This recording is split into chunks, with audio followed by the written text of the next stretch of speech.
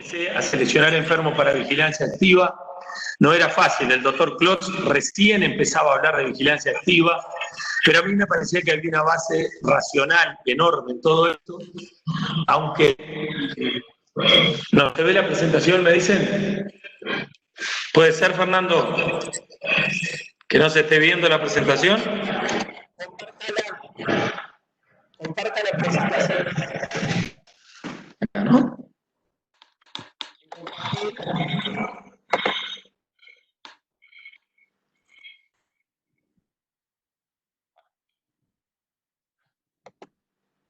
¿Ahora? ¿Ahora sí? ¿Ahora sí la tenemos?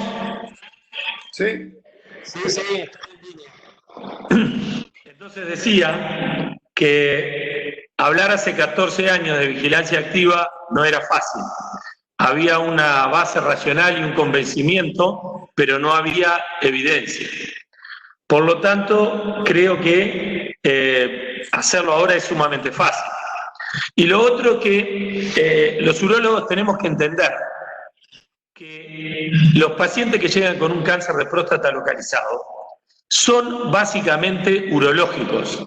Es difícil que estos pacientes vayan a un oncólogo. Estos pacientes probablemente vengan directamente al urólogo. Por lo tanto, nosotros tenemos que ser honestos con el paciente, tenemos que ofrecerle con la misma veracidad y con el mismo convencimiento que ofrecemos la prostatectomía radical, la vigilancia activa. Y yo no sé si hay algún colega radioterapeuta en el auditorio, pero hay que decirle también a los colegas radioterapeutas que ellos deberían de ofrecer la vigilancia activa con la misma fuerza con la que ofrecen la radioterapia. Yo creo que los urólogos no podemos perder este campo. Los urólogos tenemos que estar a la par de los colegas radioterapeutas y oncólogos ofreciendo la cirugía, ofreciendo la radioterapia y ofreciendo la vigilancia activa para que sea mejor para el paciente. En principio yo no tengo ningún conflicto de interés en esta charla. La idea es hacer un resumen de las presentaciones del doctor Kibil y del doctor Klotz en ASCO 2020 y después aportar una perspectiva desde mi experiencia personal en 14 años de indicar vigilancia activa. La primera charla que vamos a comentar del doctor Kibil, él habló en realidad sobre el tratamiento del cáncer localizado de próstata. Pero nosotros nos vamos a centrar solo en la parte que él hizo sobre vigilancia activa. Y fíjense que él, para hacer esta presentación, él hace consideraciones sobre 3 áreas, que son las inherentes al tumor desde el punto de vista histológico clínico, de las nuevas imágenes, la genética y la genómica, y después lo que tiene que ver con el paciente y con la evolución natural de la enfermedad.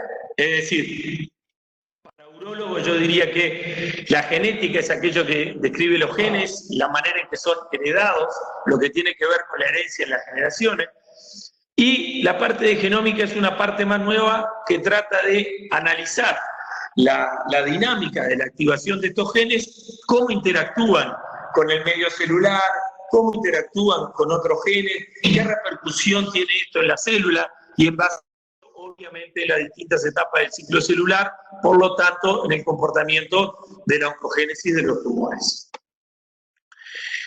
El primer estudio que presentó el doctor Kibil es un estudio que fue publicado, es un estudio conocido de European Urology, es el estudio de Carter.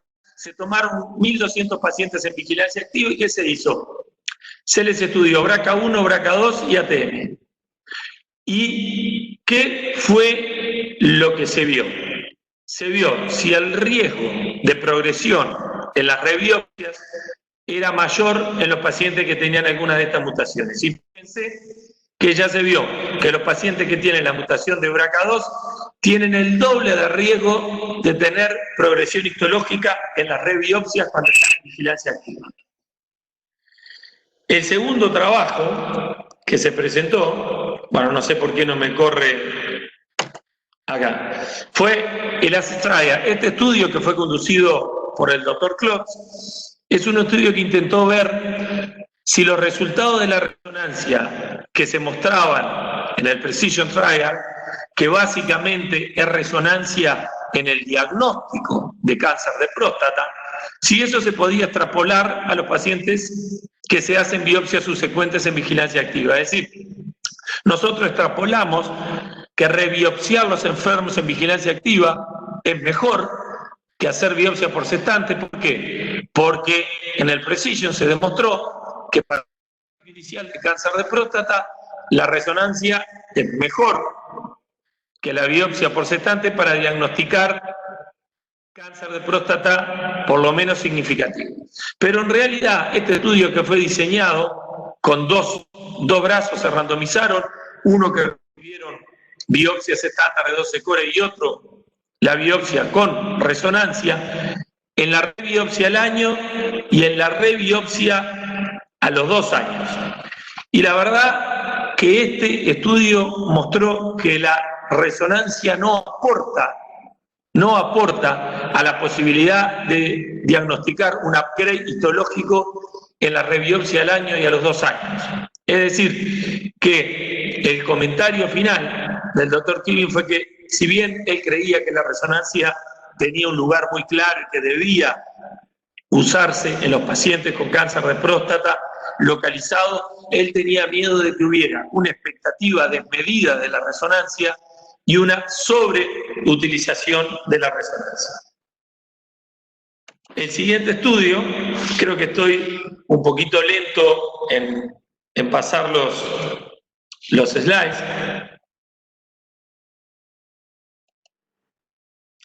No sé qué pasa, Fernando, no sé qué pasa que no me están corriendo los slides.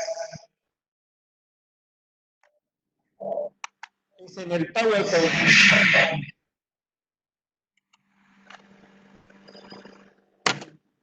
¿La flechita a la derecha no funciona?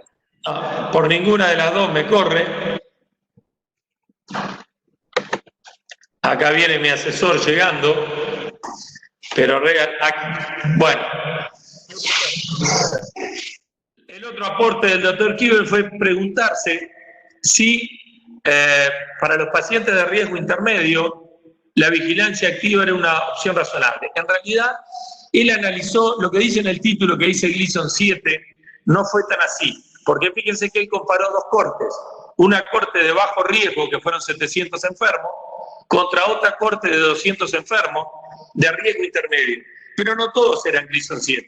Él los dividió en 3 categorías. Lo que eran Gleason 6 y PCA entre 10 y 20, es decir, que era riesgo intermedio por PCA, no por Gleason. Y después, lo que tenía patrón predominante 4 y los que tenían patrón secundario 4. Y el endpoint fue el tiempo, la sobrevida libre de metástasis. Y en este trabajo, fíjense, es interesante ver cómo en la primera flecha, que es a 10 años, la sobrevida libre de metástasis de los de bajo riesgo, de riesgo intermedio por PCA, es decir, Gleason 6 con PCA mayor de 10, de 3 más 4, la sobrevida libre de metástasis de 10 años es similar, 95, 97 o 100%. Pero ya el patrón predominante 4 se sitúa casi 40% por debajo. Y a 15 años, la sobrevida libre de metástasis de bajo riesgo o de riesgo intermedio por PCA, es decir, Gleason 6 con PCA de más de 10, es similar, 94%. Pero acá ya hay un riesgo 10% mayor de metástasis en el grupo que es 3 más 4. Y se mantiene, ¿verdad?, un 30% más de riesgo en el grupo que es 4 más 3. Es decir, que este estudio claramente muestra que el riesgo intermedio por PCA es el más favorable. El riesgo intermedio de 3 más 4 en un paciente que tiene una expectativa de vida de 10 años o menos es absolutamente razonable.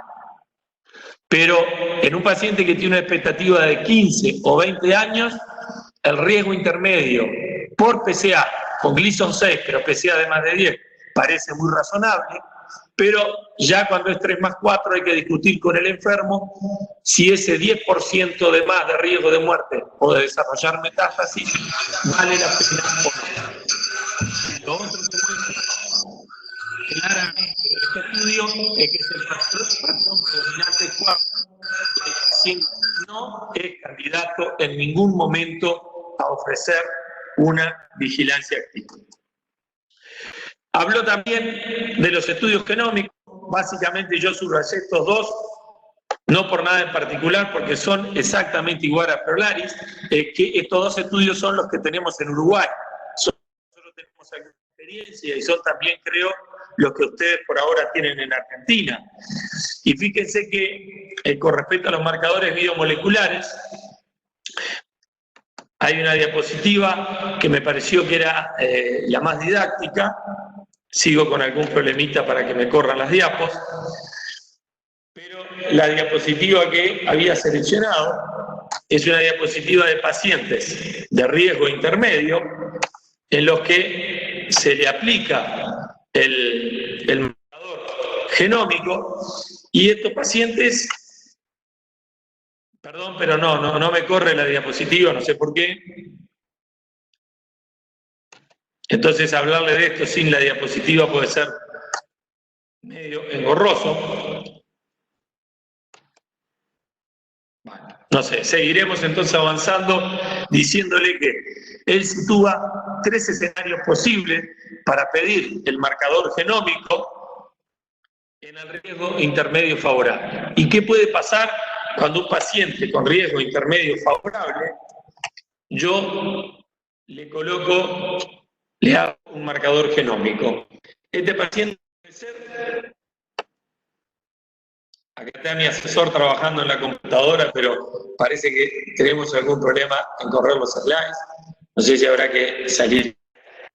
Entonces, si nosotros a un paciente de riesgo intermedio favorable le hacemos un estudio genómico y el estudio genómico lo reclasifica a bajo riesgo, este paciente le podemos ofrecer la vigilancia activa. Si a este mismo paciente con riesgo intermedio favorable yo lo reclasifico genómicamente a no favorable, el paciente tiene que ser ofrecido tratamiento activo.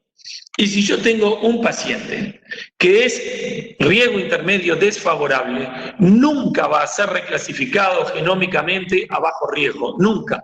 Por lo tanto, no hay que gastar en marcadores genómicos en los pacientes que son 4+3. Estos pacientes hay que ofrecerle directamente tratamiento activo. Y estos fueron los principales elementos que aportó la charla del Copa Mendocina. Vamos a pasar a la charla del doctor Loren Klotz, que básicamente fue cómo usar las nuevas herramientas que están surgiendo en los pacientes en vigilancia activa. Y fíjense la cantidad de puntos que trata el doctor Klotz.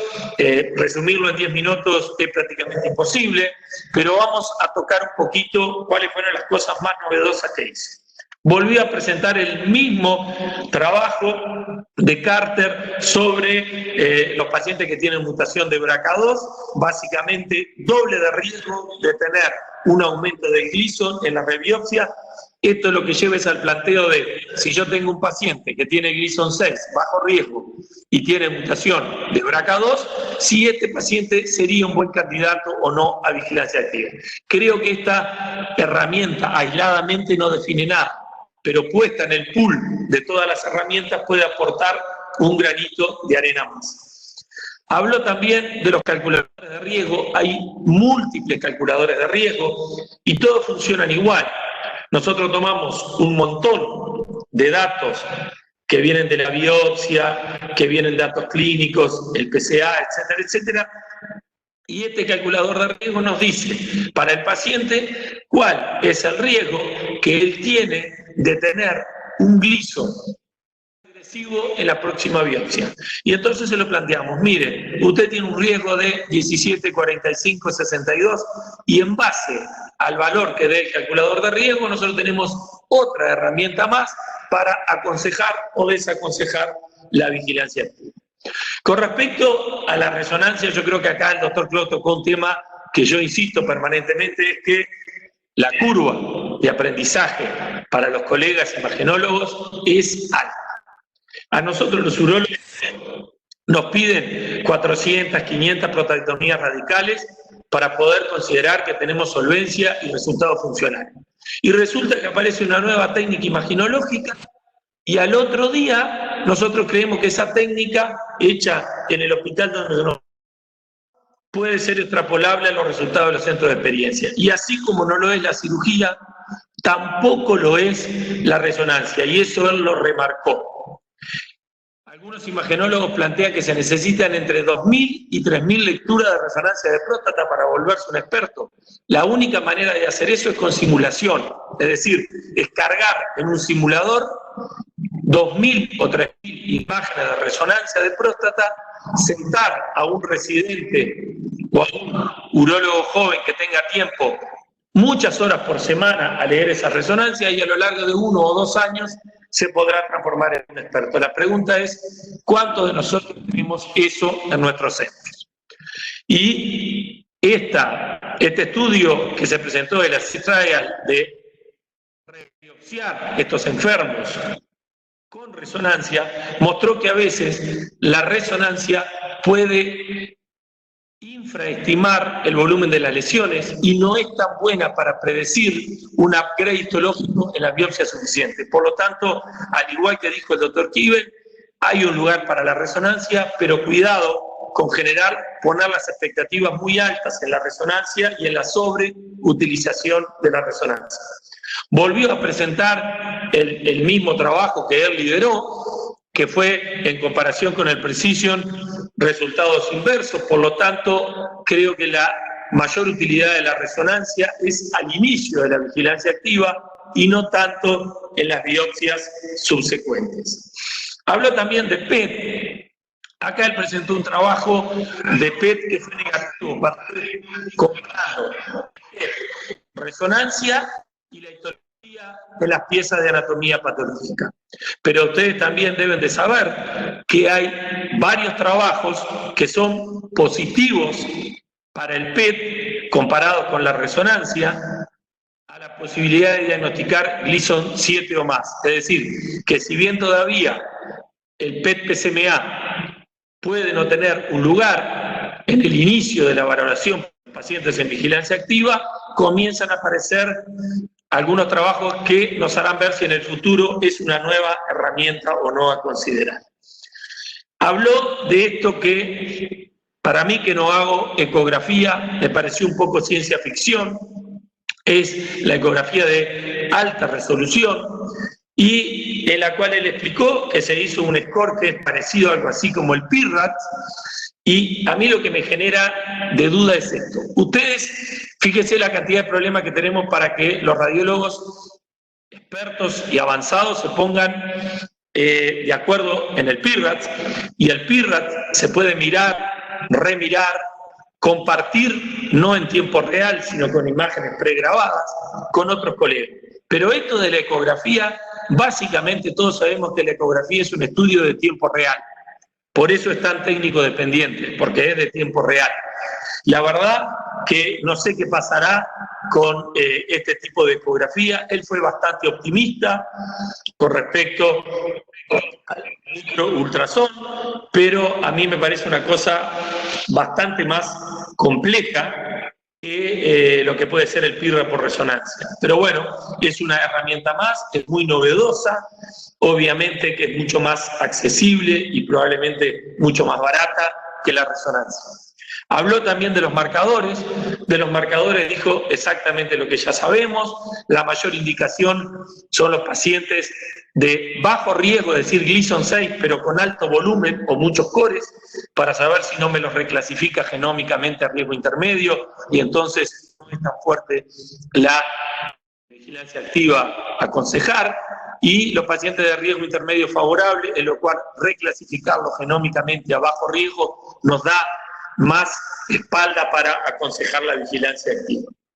Y habló de lo que se viene de los exosomas small node coding, estos microARN y los no codificantes. La verdad que yo llamé a una genetista y le dije, para urólogo, por favor, pasamos un mensaje para urólogo resumiéndome qué es esto.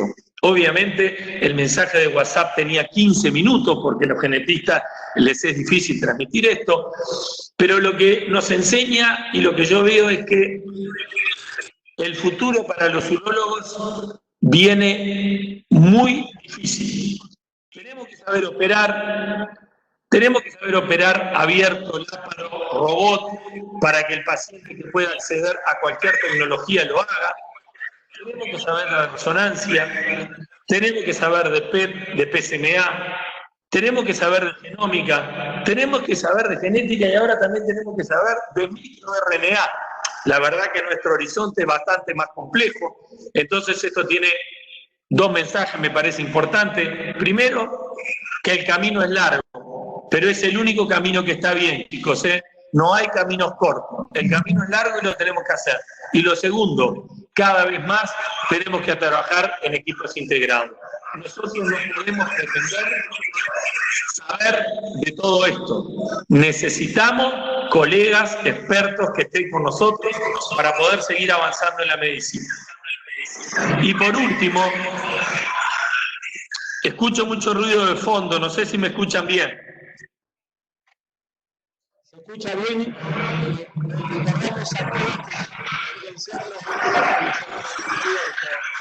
Perfecto. El último punto que toca el doctor Klotz es con respecto a si los factores dietéticos intervienen en esto.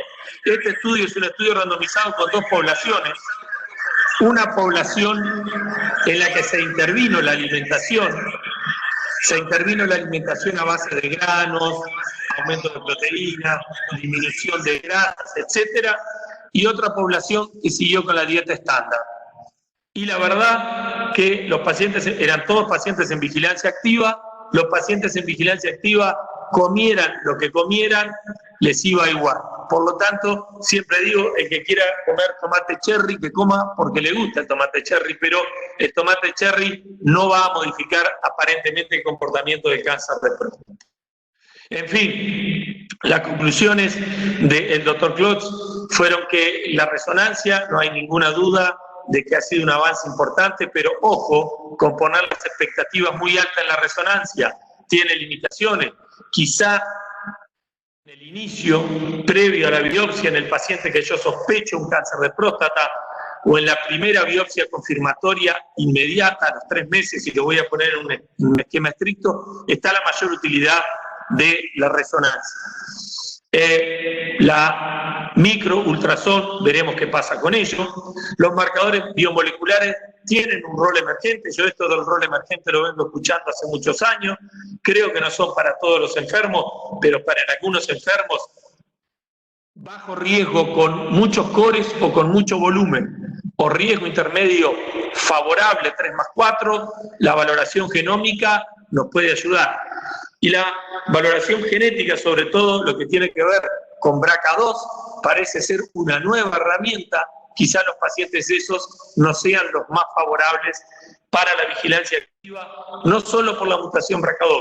Cuando yo empiezo a sumar mutación BRCA con genética, genómica, resonancia, histología, y del final de todo eso, los factores son más favorables o menos favorables. Y ahora yo voy a compartir algo que es una IPA de quinoto que está solamente en Uruguay, en las sierras de Minas. Están todos invitados a venir acá a tomarla y a darle un poquito cuál es mi punto de vista en esto en 2 áreas. Una de por qué tenemos que ofrecer. Esto va básicamente porque hay muchos residentes en este auditorio seguramente, y después, ¿cómo elijo? Con todo esto, ¿cómo hago yo para elegir los pacientes en vigilancia activa? Yo les decía que ofrecer hoy la vigilancia activa es muy fácil, pero hace 10 o 15 años era difícil. Pero ustedes tienen que saber que tienen que ser y ofrecer por una razón muy sencilla, porque a los pacientes les gusta la vigilancia activa. Los pacientes eligen la vigilancia activa. El estudio Music de la Universidad de Michigan fue un estudio que intentó, por técnicos independientes, asesorar en forma imparcial a pacientes con cáncer de próstata localizado sobre todas las opciones: terapia focal, prostatectomía radical, vigilancia activa, radioterapia en cualquier modalidad.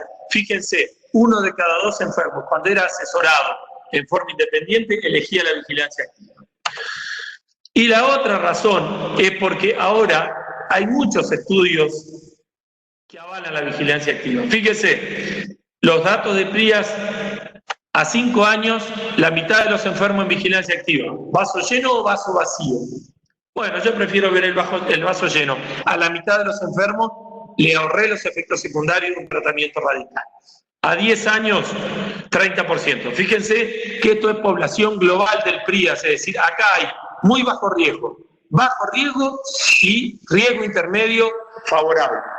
Cuando yo me voy al brazo de Göteborg, sobrevida a cáncer específica a 10 años, 99%.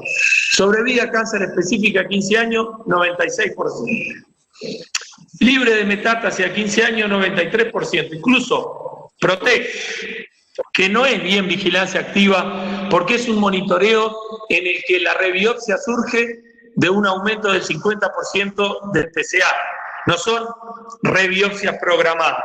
Pero aún así, este estudio muestra que el riesgo de metástasis es 6% en los pacientes que están en monitoreo y 3% en los que sufrieron un tratamiento radical. Es decir, la diferencia entre tratamiento radical y monitoreo fue de 3%. Y este 3% es el riesgo que hay que decirle a los enfermos. Con honestidad, usted tiene 3% más de riesgo que si usted se trata, si usted se somete a vigilancia activa. Por lo tanto, creo que es muy fácil saber por qué tenemos que ser honestos y ofrecer vigilancia activa, porque los pacientes lo quieren y porque 3 estudios de alto nivel confirman que es correcto ofrecer la vigilancia activa. Entonces, ¿cuáles son los criterios para seleccionar los enfermos?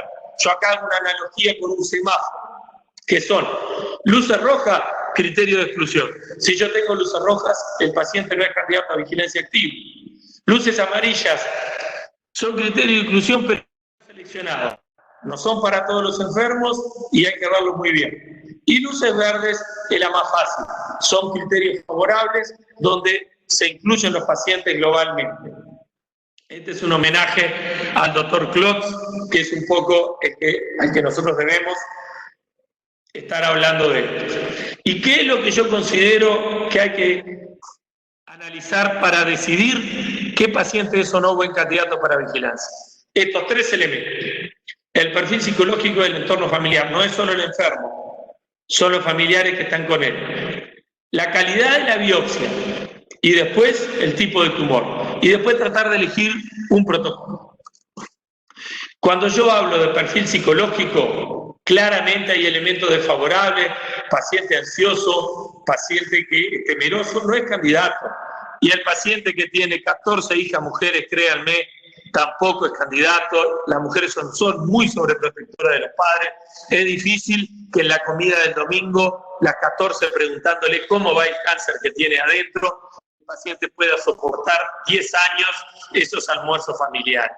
Con respecto a calidad de biopsia, yo le mandaba esta foto a Fernando Algaba, un gran amigo, y Algaba me decía, con la foto de la izquierda no te puedo decir nada, con la foto de la derecha te puedo dar mucho dato. Es decir, antes de hablar de Gleason, tengo que ver la calidad de la biopsia que tengo.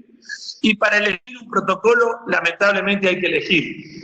Y la verdad es que por suerte no hay un solo protocolo. Como vamos a ver, el protocolo tiene que ser adaptado al paciente. ¿Qué son para mí luces rojas de perfil psicológico y familiar? Primero, pacientes con antecedentes familiares de muerte por cáncer de próstata. Los pacientes que tienen un familiar que se murió de cáncer de próstata llevan muy mal la vigilancia activa. Si el padre o el hermano tuvo cáncer de próstata pero se curó, quizá pueda ser candidato. Pero si han fallecido de cáncer de próstata, es un elemento que impacta muy fuerte en el aspecto psicológico. Pacientes temerosos no convencidos, jamás le esfuerzo la vigilancia activa. Y cuando el paciente viene y el paciente puede estar pero la esposa o los hijos no están convencidos, esos enfermos no me gusta tampoco. Me van a enloquecer el paciente en la comida de los domingos.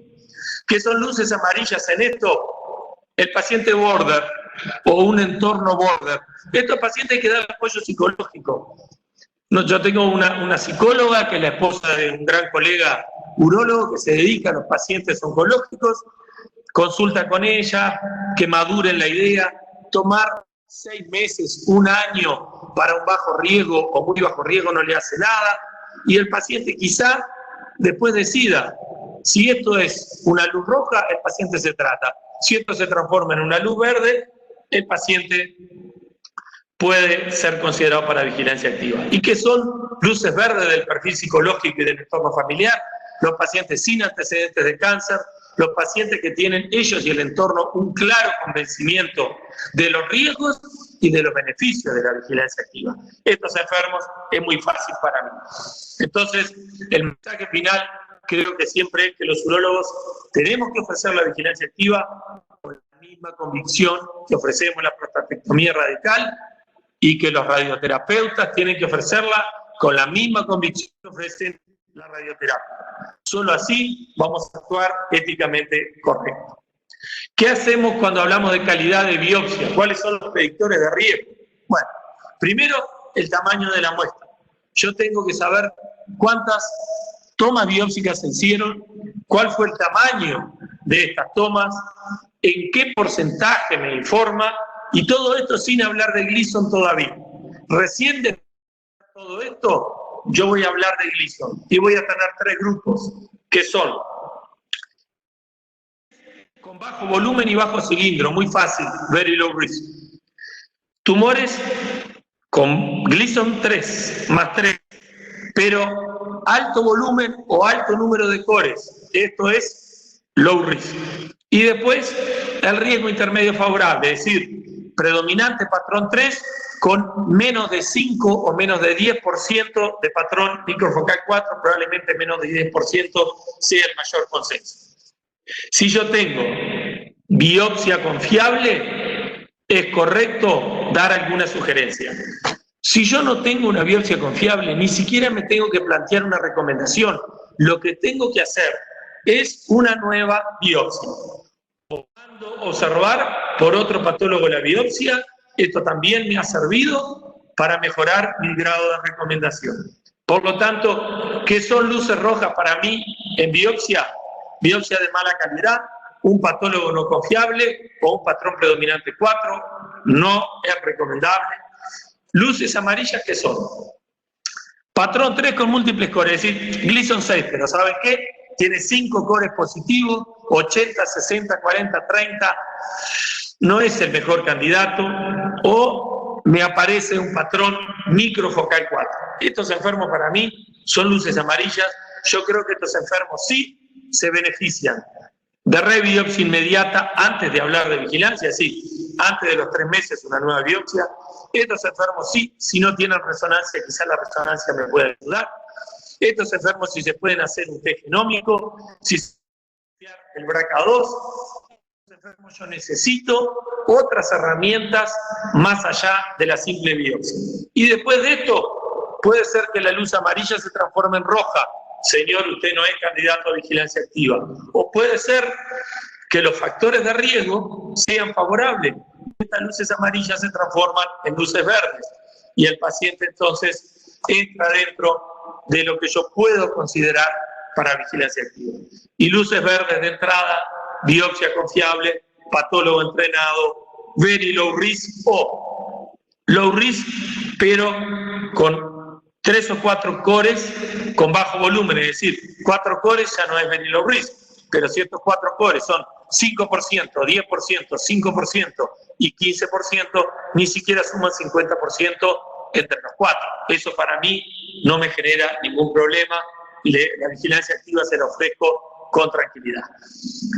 Y después hay que elegir un protocolo. El protocolo, la verdad que lo que yo tengo que hacer es mirar los predictores de riesgo. Si los predictores de riesgo son luces amarillas, es decir, el paciente es sano, el paciente es joven, el paciente me aporta resonancia me aporta una segunda biopsia confirmatoria inmediata, me aporta BRCA, me aporta test genómico GPS. Este paciente yo lo puedo elegir, pero mi selección es más estricta. Incluyó muchas herramientas de las que acabamos de hablar y mi seguimiento va a ser más intenso. En contrapartida, si los predictores de riesgo son luces verdes, el paciente ya tiene alguna comorbilidad, el paciente tiene más de 65 años, entonces mi selección es menos estricta, mi seguimiento va a ser menos intenso. Y eso es el concepto actual. No hay un único protocolo para todos los enfermos. Es mucho mejor hacer un protocolo personalizado para cada enfermo que yo estoy tratando. Entonces, ¿qué son para mí protocolos inclusivos? Es decir, selección menos estricta, mayores de 65-70, sin antecedentes familiares, con perfil psicológico y familiar apto, con alguna comorbilidad, very low risk. Estos pacientes simplemente que se hacen meses y rebiopsia al año. ¿Es necesario pedir resonancia? No. ¿Es necesario pedir test genómico? ¿Es necesario? No. Es opcional. Si el paciente quiere y el paciente tiene dinero y el paciente se siente más confiable, ¿por qué le voy a negar yo la herramienta? Pero si el paciente no la tiene, no me excluye que yo le puedo ofrecer con garantía una vigilancia activa. ¿Y qué son para mí protocolos más restrictivos? Los que tienen luces amarillas además de las verdes. Entonces acá yo tengo que hacer un buen balance del riesgo-beneficio. Y si ese balance es favorable a uno u otro, yo lo iré bien. Entonces, paciente muy joven, paciente en la edad de 50, paciente que tiene antecedentes familiares de cáncer de próstata, no se han muerto de cáncer, pero lo tienen. Un perfil border, apoyo psicológico, paciente sano, completamente sano. Si se va a morir, se va a morir de su cáncer de próstata. Si yo tengo un patrón 3, pero con alto volumen, si yo tengo un patrón microfocal 4, acá yo creo que es mandatorio apoyarse, antes de recomendar la vigilancia activa, de todas las nuevas herramientas que hemos comentado en las dos presentaciones de ASCO, y después recién decidir si el paciente es o no candidato a vigilancia. Como resumen de resonancia en lo personal, creo que la mayor utilidad parece ser diagnóstico inicial, precision trial, menos útil para pedir resonancia durante el seguimiento. Test genómico, muy útil para reclasificar el paciente en qué estadio. En very low risk, no me va a cambiar. En low risk, es decir, Gleason 6, pero con alto volumen o mucha cantidad de cilindros, sí. Me lo puede poner en very low risk, mayor confianza. Me lo puede dejar en bajo riesgo, confianza. Me lo puede sacar a riesgo intermedio favorable, es mejor un tratamiento activo. En pacientes con riesgo intermedio favorable, sí, me lo puede poner en bajo riesgo genómicamente y el paciente puede tener una opción más en la vigilancia activa. Test genético BRCA2, doble de riesgo de upgrade en las biopsias. Ya lo sabemos. Rebiopsia inmediata antes de los 3 meses, antes de empezar a conversar de vigilancia activa, 1 de cada 3 ya sale de vigilancia activa. Density del PSA mayor de 0,20, mayor riesgo de patología adversa. Con todas estas herramientas es que yo, de las luces amarillas, veo si se transforman en luces verdes o se transforman en luces rojas. En lo personal, estos son pacientes personales míos, no son pacientes del hospital, los conozco a todos, los he seguido personalmente. Yo creo que el mensaje más importante que se puedo dar es que no tengo ninguna muerte por cáncer en 14 años. Es decir, que si yo elijo bien los enfermos, sean en vigilancia o sean de tratamiento activo después, estos pacientes no corren más riesgo de morirse por cáncer de próstata que los pacientes que trato desde el inicio. En suma, yo creo que nosotros debemos iniciar una vigilancia activa y la evolución nos va a decir si se van a quedar o se van a ir. Que tenemos que ofrecer la misma convicción que la prostatectomía o la radioterapia. Que seleccionar los enfermos bien seleccionados es la clave. Miro el enfermo, el entorno familiar, el perfil psicológico, la calidad de la biopsia, qué patólogo tengo. Después me voy a Gleason, me voy al tumor, Después elijo un protocolo adecuado, estricto o abierto. Me apoyo en resonancia, en test genómico, en test genético, en test Adam Time, en rebiopsia si fuera necesario. Luces rojas o muchas amarillas que van para arriba, no es candidato. Tengo luces verdes o amarillas que van para abajo, es candidato. Diferencio tigre de gatos.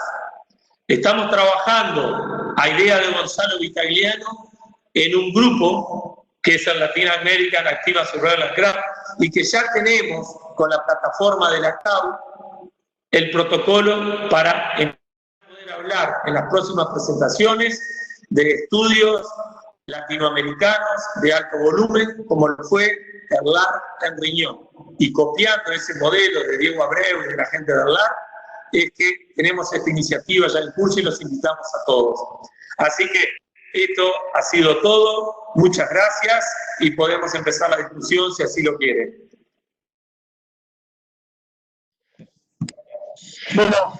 Bueno, querido amigo, ya es la segunda vez que te escucho, digamos, con tu clase y bueno, y por supuesto teniendo conceptos para simplemente rectificar lo que uno hace habitualmente o rectificar. Nosotros le vamos a dar el audio, vamos a ir dando el audio para acá, te aclaro que hay unos 140 participantes en el aula. Sí, es muy bueno por lo que verás. Tengo una duda.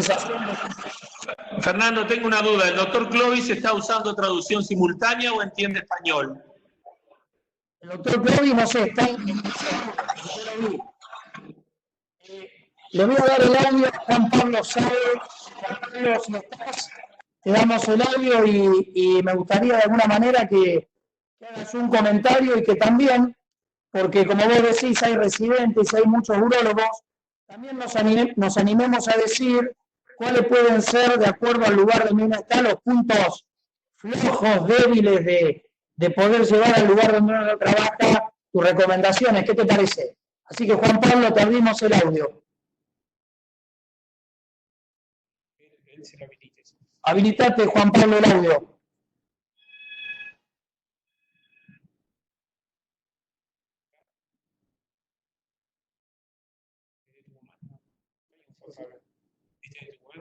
No. Yo leí que estaba Juan Pablo Sabe, por allí no está. El que está seguro es Fernando Cecín. Fer Cecín, habilitate el audio y decinos qué te parece.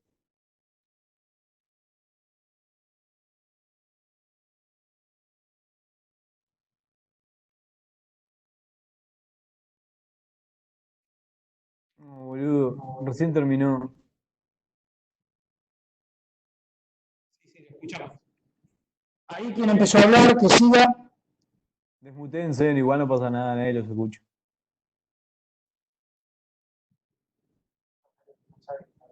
Sí. Ahí hay alguien hablando que no sabe que se lo está escuchando. Cuidado lo que dicen. Bueno, voy a abrir. Yo lo que les pido es, hasta que pretendan participar Juan Pablo Sabe o Fernando Cecín, que por ahí el aula virtual uno entra y sale. Yo te digo qué sensación tengo yo después de escucharte, Levin. Y a mí me parece que en la medida que uno te escucha, es más fácil incorporar pacientes a los protocolos de vigilancia. Sin embargo, incluso cuando quisimos hacer y estamos haciendo el grupo de Latinoamérica Vigilancia Activa, ¿dónde crees que está el talón de Aquiles para incorporar a estos pacientes? Porque por ahí uno tiene esos de luces amarillas y realmente no sabe si ponerlos o no en el protocolo de vigilancia porque, por ejemplo, no tiene test. ¿Qué sugerís ahí? Yo creo que si yo no tengo acceso a demasiada tecnología o el paciente no la puede pagar, yo tengo que incluir pacientes de very low risk y de preferencia sin antecedentes familiares de cáncer de próstata, con un entorno favorable, con menos de 3 cores, menos de 50%, PSA de menos de 10, tacto rectal normal. Creo que ese enfermo es muy buen candidato aún sin ninguna otra herramienta.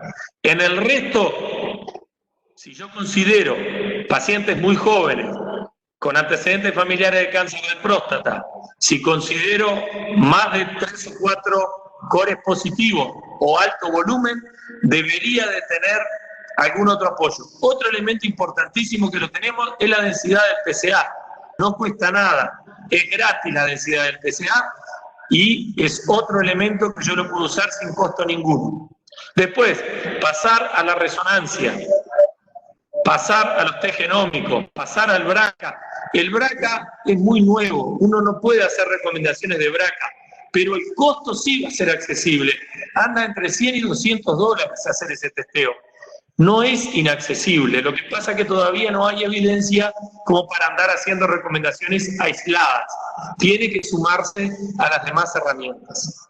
Bien, así que de pronto uno puede decir que en tu experiencia, por allí, si uno no tiene muy en claro si esos amarillos son rojos, convendría por ahí esos amarillos. Si yo no tengo test genético, pero sí tengo un buen patólogo, y de entrada consideré que estaba un amarillo, pero a los 3 meses o a los 6 le puedo hacer la biopsia.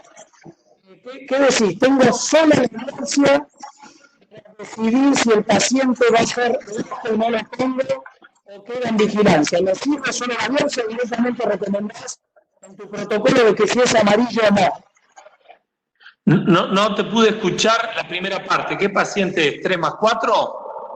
Sí, imagínate que es un paciente de los que vos considerás amarillo, un paciente verde, y que de alguna otra manera uno, por distintos motivos, por comorbilidades, decide dejarlo en vigilancia, pero te repito, no tengo buenas imágenes y no tengo test genético, pero sí tengo un buen patólogo. Solo con repetir la biopsia me alcanzaría para dejarlo en vigilancia o directamente sugerir que los amarillos de otros centros no queden en vigilancia. Acá, Fernando, hay que ser muy claro. El paciente en esta condición, hay varios estudios que muestran que tiene algún riesgo más de morir por cáncer de próstata si yo lo dejo en vigilancia, si yo lo trato o lo irradio, lo opero o lo irradio. ¿Cuánto es ese riesgo? Bueno, lo vimos en el estudio comparativo que a 10 años, los pacientes 3+4 a 10 años se comportan similar a los pacientes 3+3 de alto volumen o 3+3 de bajo volumen. Similar. Diferencia menos de 5%. Es decir, que si tu paciente con comorbilidades tiene una expectativa probablemente de menos de 10 años, no tengo ningún problema en vigilar un patrón microfocal 4 de menos de 10%. Si el paciente tiene una expectativa de vida mayor a 15 años, las gráficas muestran que ese riesgo aumenta. 10% más de riesgo. Entonces ahí hay que conversarlo. Concretamente, ese paciente tuyo, si tiene 70 años y tiene alguna comorbilidad importante, hipertensión o algún antecedente de diabetes, ese paciente entre los 70 y los 80 tiene más riesgo de morirse por su patología médica que por su cáncer de próstata. Bien. La verdad que me gustaría estar Ana María. Ana María. Perdón. Ana, te quiero hacer una consulta también con el doctor Cross. Mi pregunta es la siguiente: desde el punto de vista de los diseños, ¿no?, de los trials, ¿qué opinás respecto a la forma, a la reproducibilidad de estos diseños respecto en los distintos lugares a incorporar pacientes para vigilancia? Porque vos de pronto encontrás a alguien como Levin, que por convicción y por una cuestión muy académica tiene una clara convicción de esto y sin embargo en otros centros la vigilancia, nosotros mismos nos dimos cuenta que hacíamos vigilancia, pero para ser muy honestos, casi por descartar tratamientos activos, no por convicción de hacer vigilancia. ¿Qué opinión tenés vos, Ana, que tuviste con Claire respecto a los diseños y cómo poder llevarlos a cabo en otros lados? Creo que ese es un punto, era uno de los comentarios que yo tenía para hacerles. Primero que nada, profesor Levin, espectacular la charla, muy concreta, muy concisa, bueno, nos dio todos los conceptos. Creo que la implementación de lo que son los programas de vigilancia va a depender mucho de muchos factores. Primero, obviamente, lo que decía el profesor, el tema de la selección del paciente, el personal y la capacitación que tengan los hospitales, los circuitos y los sistemas.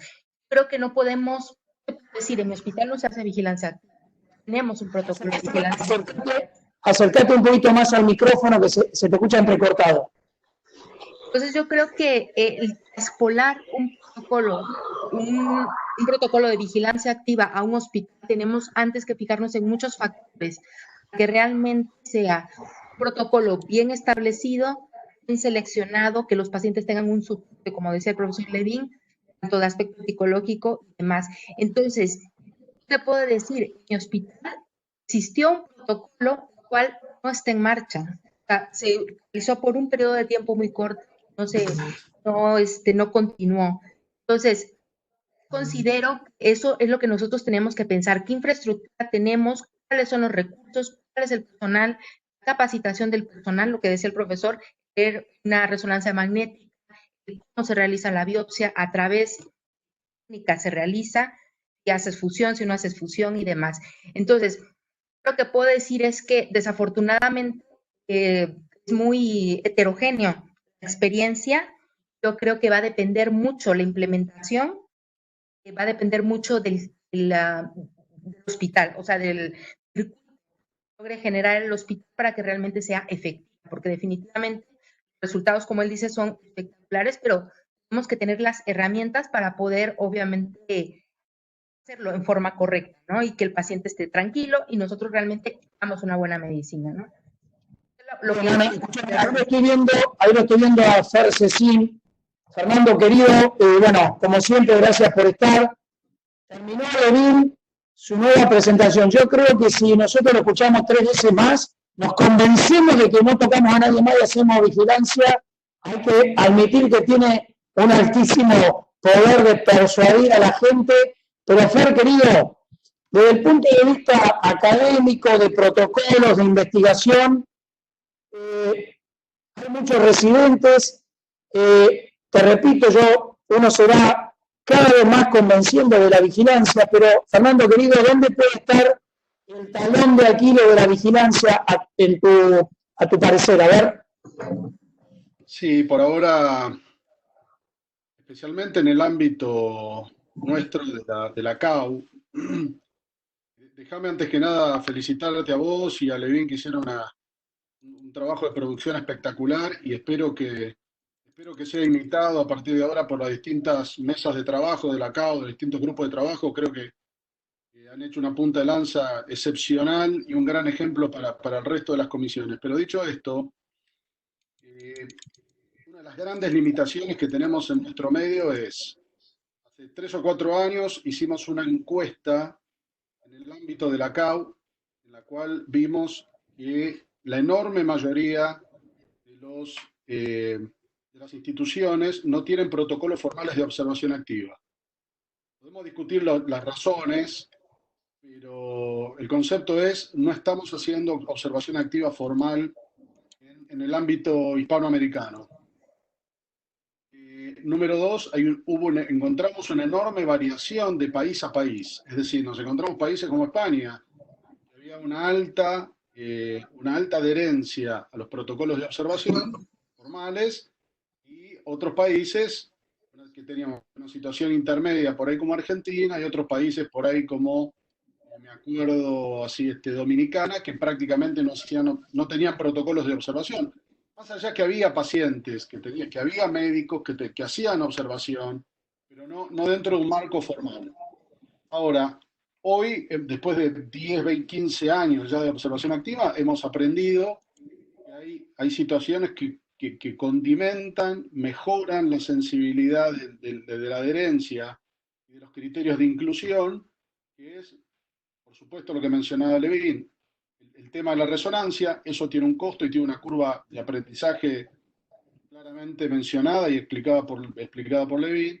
Y por supuesto, el tema de los marcadores tumorales, que lamentablemente cuando nosotros tenemos un método que no es aplicable en forma masiva, solemos escuchar que no es un buen método. ¿Por qué? Porque si no lo podemos aplicar al común de la gente, entonces ahí nos encontramos con una limitación tremenda. Dicho esto, también sabemos que hay un 20 y un 25% de los casos en el cual,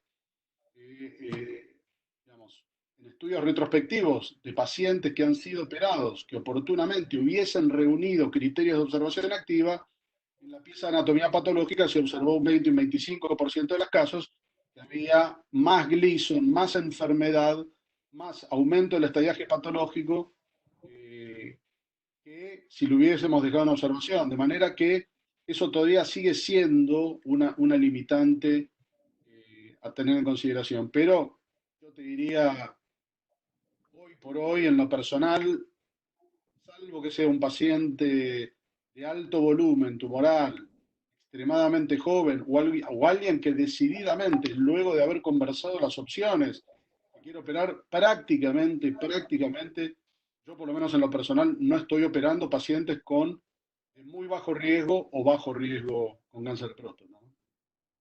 Bien. Bueno, habría muchas cosas. Yo lo que digo es que, por suerte, como decís vos, vamos a seguir dando este tipo de charlas. Hay algunas preguntas interesantes acá, Levin.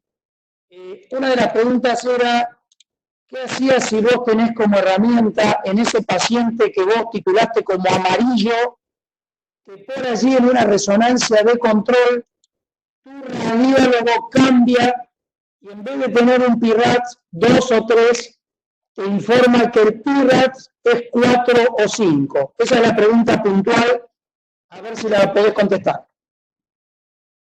Habilita el micrófono. Habilita el micrófono tuyo.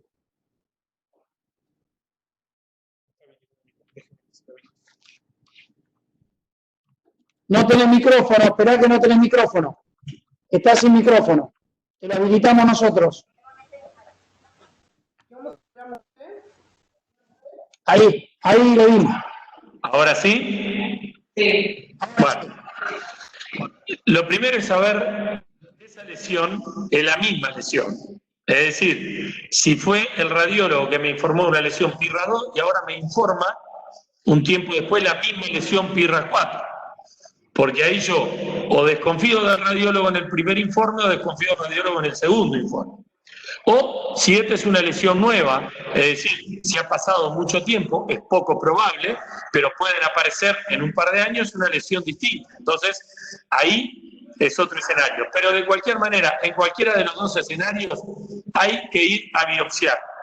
Te reitero el trabajo de Klotz que acaba de aparecer ahora, de que la resonancia quizá no tenga su mejor efecto en el seguimiento del enfermo. La biopsia estandarizada de 12 cores muestra más upgrade que la biopsia más la resonancia. Por lo tanto, por ahora no podemos sustituir la biopsia. Creo que ese enfermo, si me cambia la lesión o me aparece una nueva lesión PIRA4, tengo que ir a biopsiar antes de saber si sigue o si se queda. Bueno, excelente. Bueno, hay muchos residentes. Yo quiero agradecer profundamente a Nahuel Paisano, Nahuel, que desde la oficina se mueve tremendamente a su nexo. Y ahora llevamos 1 hora y 5 de aula virtual. Probablemente todos tengamos que ir a hacer cosas. Yo no sé si alguien quiere decir algo más. De lo contrario, nos estamos encontrando el miércoles que viene. Fernando, ¿me escuchás? Sí, por supuesto. Nosotros tenemos las preguntas que los residentes ponen o la gente pone en el chat. Yo me ofrezco a que las conteste. Si me las podés mandar por mail de quién vienen, yo se las voy contestando personalmente sin problema. La charla va a quedar en el aula, no solamente, la charla va a quedar en el aula virtual de la Confederación, y también acá como documento que va a estar abierto al que quiera entrar las veces que quiera entrar. Ana María quiere comentar algo, ¿no, Ana? Sí, es nada más un mensaje. Se ha lanzado una encuesta para poder evaluar un poco cómo se está organizando el sistema de urología, todo lo que es un servicio de urología de la pandemia. Les pediría gentilmente que apoyen a contestarla. Tenemos como fecha límite hasta el día 20 para poder, nosotros vamos a cortar datos el día 20. Entonces, yo se las voy a pasar por el chat de residentes y les pediría gentilmente nos apoyaran a contestarla. Muy valioso, nos va a dar la información. Bueno, excelente. ¿Alguien quiere hacer algún comentario más? Yo no sé, acá está Georgina Gentili, que Georgina, bueno, siempre trabaja bastante también en la CAU. Georgina, ¿qué te pareció la charla residente del Rivadavia, no, Georgina?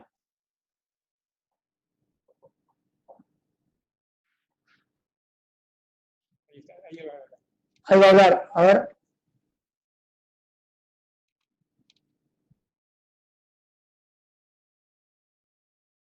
Bueno,